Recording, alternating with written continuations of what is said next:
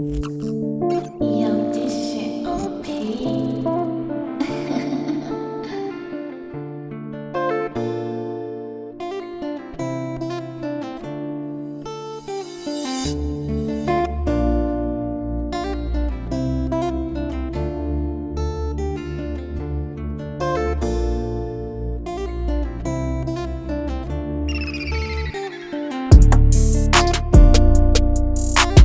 All right, SFL Nation, welcome back to special interview with my good friend Jonny 2K. Now, Jonny has been on the show a few times, and it's interesting to see him as a rookie during his freshman year, during his sophomore year, things like that. So we're kind of growing with Jonny.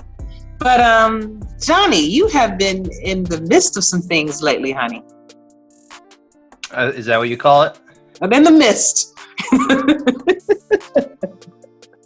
Yeah, that's what I call it. You know, it's just been some things going on, and I kind of wanted to bring you on the show and kind of hope that you kind of clear some things up from some things that I didn't know, and then like, what is your future in the SFL? So for the purpose of that's the purpose of this conversation. But so you on the St. Louis Gladiators to start, and now the Louisiana Revolution.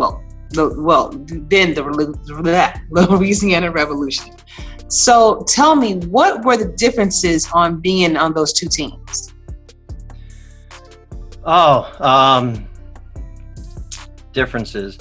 That's a good question. I mean, both teams had a lot of similarities. For the most part, I mean, both teams had good brotherhood in the locker room. Both teams were defensive minded, kind of a defense first type of thing. I had great running backs in both cities, to complement me in the backfield. Gerald was a constant in both cities, as a coach and as a leader. I had a couple players that played with me in in St. Louis, transfer over to Louisiana with me. So, I mean, there's a lot of similarities. I don't know. I'd say that, trying to think of some big differences. I mean, there's definitely the difference in the terms that I left on. I don't really have anything bad to say, about Louisiana right now.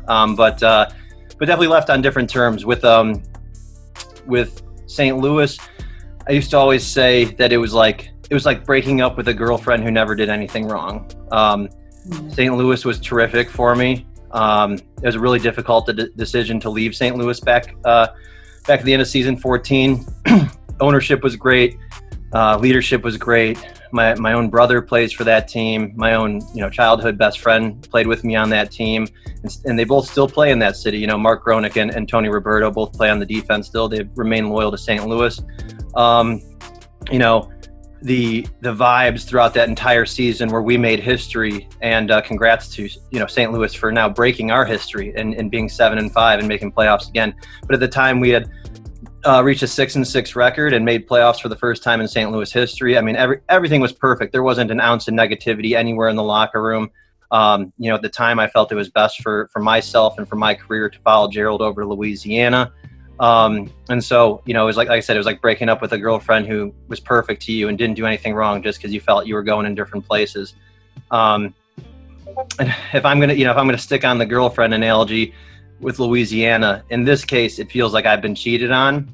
And it's like, but it's like if you've dated a girl for over a year and you found out she cheated on you. I mean, it sucks, but at least she didn't waste 10 years of your life before you found out her true colors. So that's kind of my stance on the breakup there with Louisiana. Okay, and so can you speak to a little bit about what happened for those that don't know exactly what happened? Because I know I looked up one day and I see, you're on, apparently the news was broke on Dave's show. And then I didn't know if that was something that you wanted it to be broken or if that was supposed to be broken like that. And then secondly, then I see the what they sent out for Louisiana. And I'm wondering, okay, I need to contact Jonny and see what was going on, because I know your personality, Jonny. And I didn't know if it was something, if it was J2K that kind of got you in trouble a little bit over there, but tell me what actually happened from your perspective. I mean, to be honest, it's such a deep story, and it's so tough to try and put it all out there or to lay it all out there for you. And I know you'd want me to. I'm gonna kind of refrain from commenting too much on it. All I'll say is that that announcement on Dave's show was agreed. It was agreed. Like Gerald and I, Louisiana and I both told Dave that we would have a joint statement prepared, for him by that Tuesday show. The organization and myself couldn't agree on the wording, and Dave, so there was going to be no joint statement that was put forth. Dave had already teased his audience and said that, I told people that that there's going to be breaking news, and you two both already told me that you guys are going in separate directions and you're going to put out this joint statement. That's fine that you don't have a joint statement, but I'm still going to break the news that you two are parting ways. And both parties, myself and Louisiana, said okay to Dave with that. So it wasn't like I broke the news, and it wasn't like Louisiana broke the news. We both knew that Dave would be breaking the news that night, and Louisiana wouldn't deny that. And I wouldn't deny that. The only thing that I added to it was, after Dave I wanted to get ahead of the game. And so, I released a statement to Dave during the show saying, this is all I have to say on the issue, kind of meaning that I didn't want to be brought back on his, I knew he was inviting both myself and Gerald, anyone who wanted to talk about it on Thursday's show, future shows. I really didn't want to talk about it. The statement is what I felt needed to be said. And I felt I was pretty respectful in the statement, to Louisiana. And, that wasn't me breaking the news. The news was already broken. That was just me saying what I had to say and kind of wanting to be done with it at that point. From my understanding, Louisiana wasn't happy that I put out that statement. I don't know if it was the wording of it or just, it was a pride thing, and they told me they didn't want me to or something like that. Again, I didn't think that the wording, and it was disrespectful, and I thought that we were still going to finish out the season, and I thought that we were going to try and end on a high note together. But they didn't want that, and they chose to release me at that time, and I'm okay with that decision. Okay. So I missed this statement. Is that written somewhere that I could actually refer back to, or would you mind letting our listeners know what, or even the gist? You may not know remember what the statement was word for word, but especially if you guys had an agreement already, if I don't see what the issue was, if you guys agreed that you're going to we couldn't agree on wording for a joint statement. It was supposed to be a joint statement between, coming from me and the organization. And there was some wording differences. So I released a personal statement, not a joint statement. I released my own statement after the news had already been broken. But both parties knew that Dave was going to announce that we were going in separate ways that evening, and that there was nothing that we could do to stop Dave at that point from him breaking the news to his audience. We both supported him, and we kind of, I think that, or at least I felt bad that we couldn't give him what we told him we would be able to provide, which was a joint statement at that time. So I wanted to at least provide him with something from my side, and I kind of wanted to be done with it at that point. I don't have the statement in front of me. For your audience, they could, if they missed it, it would have been on, Dave's show back in week 10, I think Tuesday. I think it was a Tuesday, his Tuesday show. What was the gist of it? I mean, it was a kind of it was a lengthy statement. I mean, I put out that I think I said that it had been made clear to me that I wasn't going to be the quarterback for Louisiana next season.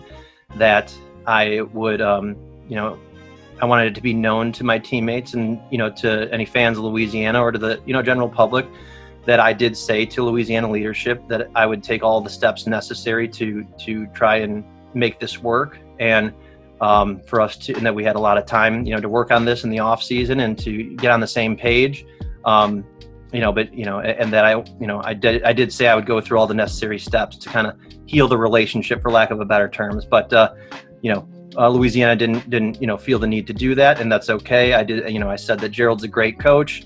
I'm going to miss my teammates, going to miss going to miss the fans of Louisiana, miss all my brothers in the locker room, and that I'm looking forward to the future.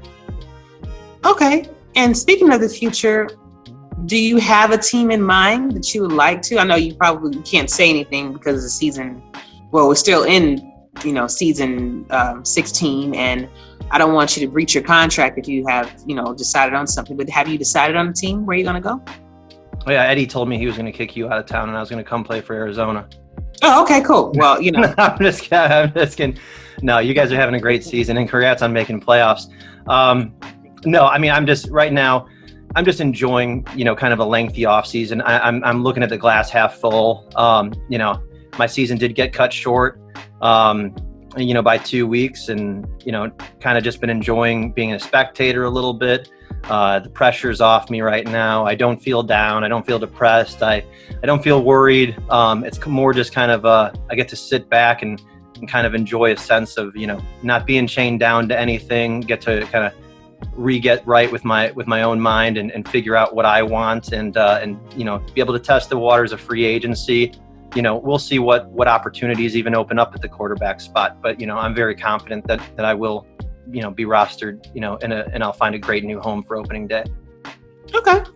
Is there anything that in your opinion that you could have done differently to still be a member of Louisiana, or the team, or Gerald and whomever had anything to do with that? Do you think that there are things that could have been done a little bit differently that will have allowed you to stay? Sure. We all could have done things differently. At the end of the day, it's going to, it's going to work itself out. And I think that it's for the best for, if, when you add the second part of that question, could Gerald, if Gerald wanted me to be his quarterback next year, I would have been his quarterback, but he made his decision. It wasn't my decision to leave. It was their decision to let me go. And, and I respect that. If they wanted to work things out, it may have been easy. It may have been difficult, but we could have tried to work things out, and we could have tried to, kind of put our pride to the side and think about what's best for Louisiana. And that's kind of where my mind was at. It wasn't, it didn't come across that that's where their mind was at. And they'd already seemingly moved on even earlier in the season than prior to me being cut. And, I just think that, that's a decision they'll have to live with for the next few seasons, and we'll see how it affects them. Okay. Looking at your stats, and considering that you didn't finish out season 16, you have been a pretty good quarterback. I see that you since you've been in the league since season 14 all the way to season 16, you have 703 completions out of 1,000 attempts. You have 7,727 passing yards, 51 touchdowns.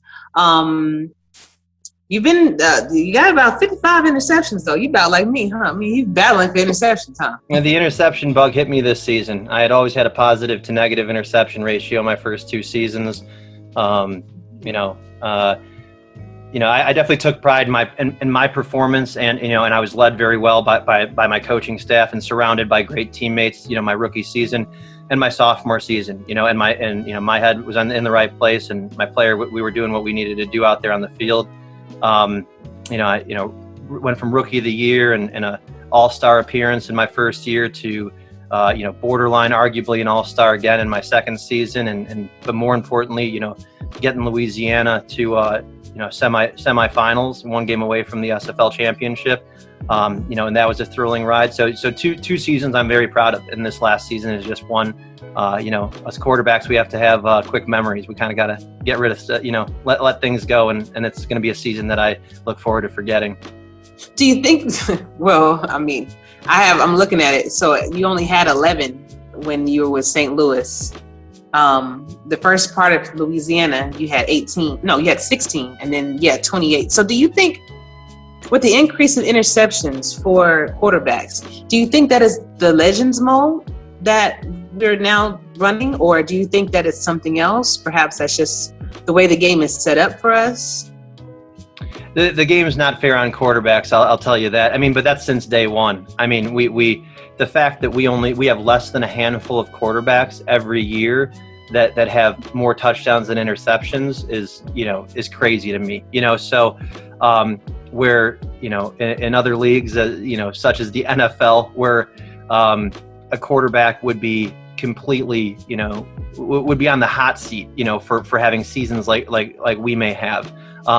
It's nothing to, having a 3 interception game is really no big deal in this SFL if you have, Right. if you're throwing for 4 touchdowns or you're leading your team to a win, but yeah, it's crazy. The fact that I threw more interceptions in 10 games this season than in over 24 games, including playoff games, and almost 26, I think 26 games the previous 2 seasons. I threw more in the last 10 games, and I think the Legendary definitely messed with certain teams and the schemes that they had and what they were used to running, and they realized that they have to work a lot harder to adjust to the new settings.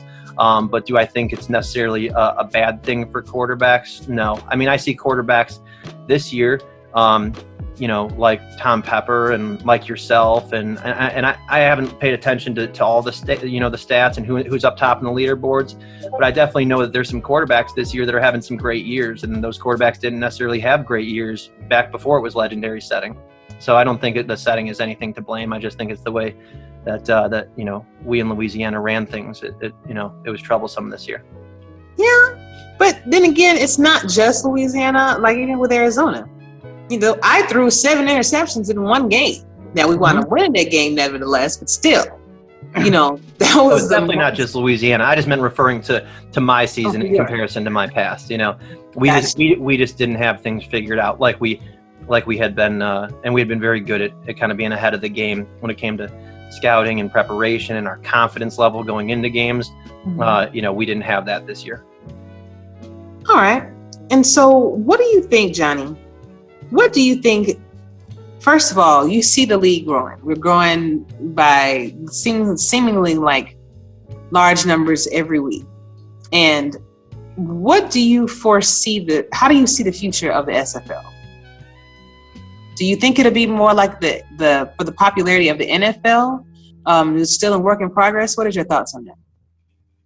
Oh man, that's above my pay grade. I think that we all have different visions for the league. I think it's easy for us to say, if I was in charge or if I was in Cam's position, I would do this, I would do that.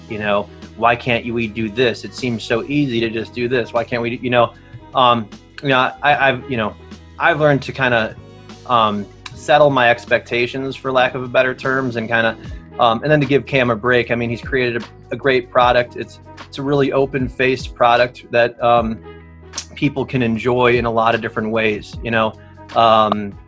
People can get joy off this game in ways that other players didn't even think you could get joy in that way. I mean, like I said, it's a really open-faced product. In a lot of ways people can enjoy. I mean, I think that if executed, if business is the pure goal, and if that is the main goal, I think there are pathways to growth, and that there are correct decisions to make, and incorrect decisions to make, to better business and to see growth and popularity, to gain an outside audience, and not just have us as players and family members be the only ones interested in it, to truly get others to want to watch the league without caring about the league. That's a challenge for without caring to have to be a part of the league. It's a challenge for any esport, specifically a simulation league.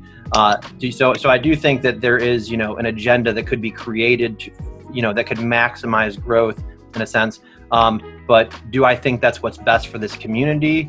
Maybe not necessarily. Do I think that's the direction that Cam and the other individuals in control of this league are prioritizing? No, not necessarily. And but I don't see anything wrong with that. I don't know if that fully answers your question. It does. It does. Do you think that you will?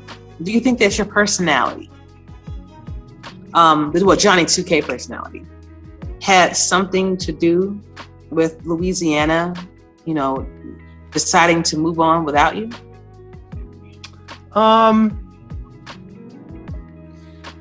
It's a good question. I mean, I'd say that everything has to do with everything with that situation. Could it be? Sure, but I mean, again, it's such a complicated situation and a where did we go wrong type of thing here. I don't think it's my personality necessarily, because that's why Gerald wanted me over there in Louisiana. He wanted me because of who I was and who he wanted to, help create me into. He wanted to be he wanted Louisiana to be the bad boys of the league. He wanted to kind of be a dynamic duo. He wanted me to be loud and tout us and as we were kind of creating this brand, I remember him telling me, people are going to hate us. They're going to not like us. And that's completely okay with us. You are going to represent us loud off the field, and I am going to win, and I am going to, work hard and win games for us. And we're going to be scary on the field, and we're going to be annoying off the field. And we're not going to be able to be ignored. And as a new team, we were respected right out of the gate, and that brand kind of worked well. When you start losing games, that brand's, it's a tougher thing. It's a lot, feels like a lot more weight to carry when you start to lose games. But I don't think it's my personality, because I think that was one of my biggest selling points, when I was recruited over to Louisiana. And Gerald's known me since day one. He and I had a 3 or 4 hour conversation, which made me be the quarterback that he and Dwayne and Colin wanted in St. Louis, where I was the number 1 overall pick. So, they knew what I could bring to the table, and he wanted to harness that and make the most of it. Are there certain aspects of my personality that he may wish that he could turn off at times? Maybe. But he's also not a stupid guy, and he understands that that's not what it's about, that he let me off my leash, for lack of a better term, he let me off my leash for a reason, because he knows, what I'm capable of. He knows I'm capable of, stirring up storylines and making people come watch Louisiana games or watch St. Louis games. And he had no reason to really harness me in. I do think that, my words on the Axis show earlier in the season, after we had an 0-3 start, he wasn't necessarily a fan of, but, I have to be willing to, for one, I'm a fan of content creators. I've told you, Dave, Nelson, that I'm a huge supporter of content creators, and I will never say no to a host who wants me on the show. I just won't do that. Even if I feel that, should I take the day off? Should I say no to her? Should I not come on Ashley's show? I just can't do that. You guys put in too much time, you guys work too hard and you don't get paid for it, and you do it out of love for this league. So if you feel that I can help your show in any way, I'm going to say yes. So when I went on Dave's show, I had, there was about 5 panelists who were just poking at me, after we had an 0-3 record, and and they held my feet to the fire, and I'm going to answer questions. So, it is what it is. Was I perfect PR wise that day? No, but is that a reason to want to get rid of me, or is that a reason? Does that one moment, overshadow everything, positive that I've done, or everything that I've done that you've asked me of, in the past, the way I've lifted up, my coach's name, the way I've lifted up my teammates' name, the way I've been loud about our team's success and things like that, so I don't think that, it was my personality that necessarily had anything to do with it, but everything is kind of intertwined. Very true. So tell me, let's change my camera angle a little bit. Okay. So how vital is your PR team, aka love of your life? Kelly? Oh, yes. She's huge. She has fun with it. But admittedly, she gets frustrated easily. She was involved a lot more earlier on in my career, and she still steps in, helps me, loves retweeting things, loves saying here things. But you used to see her a lot more in general, earlier on. She doesn't like certain dramas of the league, and she jokes around and calls us a bunch of teenage girls at times. The way that I'll be up late on the phone talking to someone who's talking trash about some owner who's whispering and gossiping about this and what's the rumor of this, and she's like, I can't believe you guys. Don't tell me you're on another SFL call. You guys sound like teenagers. You sound like teenage girls. But I am grateful to have her, for everything that she does for my family, for our family, and that she's supportive of this as a hobby of mine. And, she does enjoy, cheering me on and cheering our teams on, and and she'll make the snacks for game day and stuff, and so we have a fun little experience watching it on Saturday or Sunday. So she's great. Awesome. Speaking of the family, how is everybody doing? How are the girls? Girls are good. Girls are wonderful. I just started coaching their softball season. It's their first year in softball ever. My oldest is going to be 7 in about a week or 10 days. And my youngest is 5, and they both play together on the same softball team, and daddy's the coach. And I think I'm more excited about it than they are, but we just had our first practice, and boy, did they need it. They, they were at each other's throats for the last year or so through COVID. So they just love to get out of the house. They had a blast meeting new friends on the first day of practice and learning the game. And it's going to be, a fun father-daughter bonding experience, I think, for some years to come. So that's exciting. That's one thing that, we have going on in the Pichler household. Fantastic, man. Fantastic. A couple more questions for you, Jonny. Sure. How is everything with the Players Association? Can you tell me why it was started, and is it still active? I don't know. That's, I wasn't actually behind I wasn't the founder of that thing. And I haven't checked in that server in a while. So, you'd have to reach out to one of the other individuals who were taking the lead on that. Okay. To kind of see what's going on with that. Yeah, because I was in there. I dropped in there, was a couple days ago, and I noticed inactivity. So I didn't know if they had decided to disband or if it was a situation to where, things just kind of changed up a little bit. So that's okay. Tell me, do you plan to get involved with the league in any other aspect besides just being a player? Do you want to try your hand at maybe stats, or try your hand at broadcasting, or even becoming a coach or an owner someday? No, I don't have any goals for ownership anytime soon. I definitely put a lot of energy into just being a player, in my ways of doing so. I just want to be the best player I can be, and that means on and off the field, for my team and, for my community. And so, really, I'm just looking forward to finding a new home. I'm really optimistic about it. I think that, I feel like someone's going to come calling, and, and I'm going to answer that call, and it's really going to be meant to be. So I have positive vibes. I think that, something good's coming for the future of 14. And I think that we can, there's a lot of good times ahead. I'm just really excited about season 17. It's, it can't come, quick enough for me. I just want that fresh start. I want that clean new uniform. I want to get out there. I can't wait to meet new teammates and to really kind of earn their trust, and to kind of form a brotherhood or a sisterhood with them if I have some females on the team. And, as far as my personality goes, I do want to, I've always respected leadership in my organizations, and that's one thing I kind of want to put on paper. And, like I said, Louisiana and St. Louis, they knew what I could bring to the table, and they loved it and they wanted it, and so I gave it to them. Like I said, we took a little, some people say I took a little bit of a different direction. When I came to Louisiana, it was a little more of a bad boy look versus making history and just being loud about it in St. Louis. But I just want to be whatever my leadership tells me to be. I'm a big chain of command guy, so I'll respect my superiors from the top down, from the owner to the general manager to the coaches. I want to fall in line, and I want to be the face of the brand that they want me to be, and I want to represent them well, and I want to kind of any values that are important to them, I want to be able to exemplify. Got it.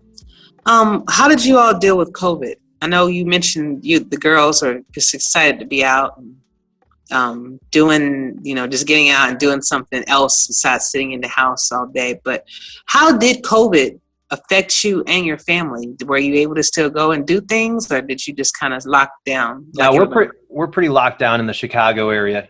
We're probably one of the last cities that will be fully released, and for good reason, but it was rough, but we got to, it was definitely not easy on the kids. I think that the most difficult part is getting them to focus on their schoolwork, with remote learning. And, I honestly feel like, that I should have gotten a little stipend off the teacher's salary, because I felt like I was doing, their work at least 30% of it, and getting my kids to focus and learn, and learn their stuff. It's like, like give me a little bit of that cash, like while you're sitting at home in your pajamas, just on your chilling. iPad, just chilling. But no, I mean, it was stressful. Actually, Kelly and I both got COVID. Her work kind of her office had an outbreak. And it was not serious for us, but we both lost our sense of smell and taste, and it still hasn't come back. I mean, it's come back at like a 20 percentile, but it's nothing like I used to be able to smell or taste. I have to like really sniff a candle if I want to smell it. So yeah, it's interesting, like, to go through life not being able to smell anything, and I hope it comes back eventually. But it's been like a good 4 months. I still can't smell anything. Wow, because I was under the impression, they made it seem like, when you get it, you're only affected for like a couple weeks, maybe a month or so, like that. But I guess, it just depends. And, I'm sorry that you guys were exposed to it, and but I'm glad that you all were able to overcome it, because a lot of people were not. No, for sure. Yeah, for sure. We definitely didn't get the worst of it. And we've been blessed. Yeah, most of our family, and the more vulnerable individuals too, the older folks in our family, they've stayed safe throughout the pandemic. So that's been good. That is good, man. Well, Jonny, thank you. Thank you so much for your time and for coming to visit with me and everything. It's been too long. And, I just wanted to get some answers from you, because, people can say anything, what you hear in general chat, you hear everybody else's opinion. But for me, I'm always the type of person that want to go to the source. And since you and I have good rapport, from the first time I saw you as that dad boy, I was like, Jonny, don't you stop it. But, I'm glad that you were able to clear some things up for me, and I have an understanding and stuff like that. And yeah, for sure. And there's been a lot of issues in the past that I've been on your show where I've been willing to divulge all and tell all, and I've been eager to get it off my chest and tell the world, what I feel about this and that. And this just isn't one of those situations. Like I said, I think I gave you enough of kind of the gist of it, but I mean, could I go into big details of my opinions and stir up emotions? Sure. Could Louisiana do the same thing? Sure, they could, but the fact is, I don't play for Louisiana anymore. The fact is, they would say, hey, he's not our quarterback anymore. Neither party has to worry about it anymore. We're both just off in our own direction. And, I'm just optimistic about the future. There's no point in even, trying to play detective for myself and be like, what went wrong? What the hell? What were these? It's over, man. So it's time to move on and go have some fun somewhere else. Yeah, that's true. But then again, I've never been the type of person that likes to deal with too much drama anyway. Yeah. If you come to me and you say, hey, Ashley, I got something to get off my chest, and, it's bothering me like you have in the past, and I'm just going to give you the platform to do whatever you want. If anything, I'm more of the kind of the, hey, it's going to be all right, man. We're going to work it out. We're going to talk about it, so I'm that's what I want to be. You're just like the league mama. Exactly. I'm definitely here now. But yeah, so it's good catching up with you, man. And when you do get picked up in free agency, which I'm sure that you will, you're more than welcome to come on the show and just be like, see, I told you, Ash. I knew I was going to find a good home somewhere, and it may surprise all of us. Oh yeah, we're definitely going to find that good home. I'm looking forward to it. I will come back on your show after that happens, for sure. Mm-hmm. Yeah, you might wind up being in Arizona, as we expand our rosters. You might want to be in fullback or something. You never know. You probably be. But no, well, I don't know what you're talking. If I come to Arizona, you'll be holding kicks. If I come to Arizona. Listen. Yay! But good luck in the playoffs. I'm really happy for you guys that you made it. Good luck on that championship run. Well, we're gonna try, man. We're gonna definitely try. That's all you can do. And honestly, we were wondering if we were gonna make it. We were wondering if we were gonna pull it out, because Eddie he's very busy, and with the scouting thing and coaching and running the Sims and everything, it can be a little daunting. And you travel for work, so you have to take the Xbox everywhere you go. So just to make it to this moment was make it to this moment was a win, you know? Yeah. So. Oh, yeah. No, I'm happy for you, happy for Eddie, and happy for all the guys and on the squad. No, you guys are a fun team to watch. Appreciate it, Johnny. Well, I'll see you around, all right? All right. Sounds good. Have a good weekend, hon.